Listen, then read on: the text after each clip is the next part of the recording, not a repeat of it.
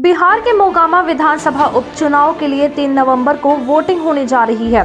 इस hot seat पर सभी की निगाहें हैं। एक ओर जहां अनंत सिंह की पत्नी नीलम देवी मैदान में है, तो वहीं दूसरी ओर बीजेपी उम्मीदवार सोनम देवी हैं, जिनके पति नलिनी रंजन सिंह उर्फ ललन सिंह खुद भी बाहुबली हैं।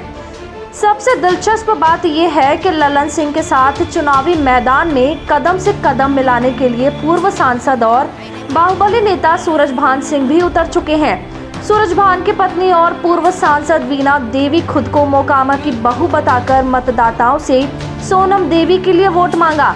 अब यह तो 6 नवंबर को ही पता चलेगा कि इस सीट का किंग कौन है। अनंत सिंह का अभेद्य किला माने जाने वाले मोकामा में साल 2015, 2010 और 2005 में अनंत सिंह को ललन सिंह ने कड़ी टक्कर दी थी। साल 2010 और 2005 में ललन सिंह रामविलास पासवान की पार्टी एलजेपी से चुनावी मैदान में उतरे थे। लोजपा से अलग हुए गुट के खेवनहार और पशुपतिनाथ पारस गुट के नेता सूरजभान सिंह के बेहद करीबी ललन सिंह बताए जाते हैं। राजनीति में आने के बाद सूरजभान सिंह ने ललन सिंह को 2 बार लोजपा से टिकट दिलवाया था।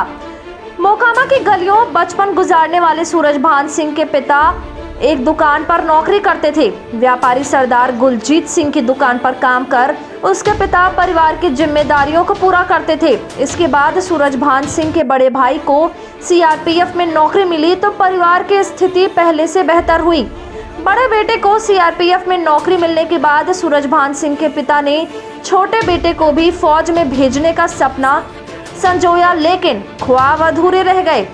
90 का दशक आते ही सूरजभान सिंह के अपराध का ग्राफ तेजी से बढ़ने लगा। बताया जाता है कि कांग्रेस के विधायक और मंत्री रह चुके श्याम सुंदर सिंह धीरज और दिलीप की वजह से सूरजभान सिंह जुर्म की दुनिया में बेताज बादशाह बने। बाहुबली दिलीप सिंह कभी श्याम सुंदर सिंह धीरज के लिए बूथ लूटने का काम करते थे। एक वक्त ऐसा आया जब बाहुबली दिलीप सिंह ने श्याम सुंदर सिंह धीरज के खिलाफ ही सियासी चाल चल दी। इतना ही नहीं, चुनावी रण में श्याम सुंदर धीरज को हराकर लालू प्रसाद यादव की सरकार में मंत्री भी बने। गौरतलब है कि श्याम सुंदर धीरज ने ही दिलीप सिंह को पाला पोसा था और दिलीप ने ही श्याम सुंदर को चुनावी मात दी। इसमें श्याम सुंदर सिंह धीरज पूरी तरह बौखला गए। फिर उनकी नजर दिलीप गैंग के सूरजभान सिंह पर पड़ी, जिसे जुर्म की दुनिया पर राज करने का भूत सवार था। दिलीप सिंह के मंत्री बन जाने के बाद वह सियासत में व्यस्त हुए। इधर सूरजभान सिंह का सूरज उदय हुआ। वर्ष 2000 का विधानसभा चुनाव घाटी बाहुबली बनाम बाहुबली हुआ। तब जनता दल से दिलीप सिंह और बतौर निर्दलीय सूरजभान सिंह ने अपना दावा ठोक डाला। आंकड़ों का सहारा ले तो ये चुनाव इस क्षेत्र के लिए रिकॉर्ड साबित हुआ। ये चुनाव कई कारणों से महत्वपूर्ण हो गया। एक तो दिलीप सिंह 70,000 मतों से चुनाव हार गए। दूसरा ये कि इस बार इस क्षेत्र में सबसे ज्यादा मतदान हुआ। बता दें कि बलिया के सांसद रहे सूरजभान सिंह एक हत्या के मामले में दोषी पाए गए, तो इन्हें अयोग्य घोषित किया गया।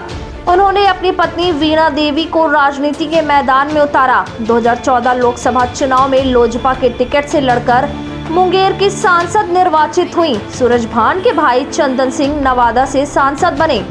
वहीं मोकामा के छोटे सरकार यानी अनंत सिंह को नीतीश कुमार ने साल 2005 में मोकामा विधानसभा से जदयू से टिकट देकर मैदान में उतार दिया। इसे लेकर मीडिया में काफी बातें भी उछली कि नीतीश कुमार, जिन्होंने अपराधीकरण को खत्म करने की कसम खाई थी, वे ऐसे शख्स को टिकट दे रहे हैं जिसके खिलाफ संगीन मामले दर्ज थे। लेकिन बावजूद इसके अनंत सिंह मोकामा विधानसभा सीट से जीतने में कामयाब रहे।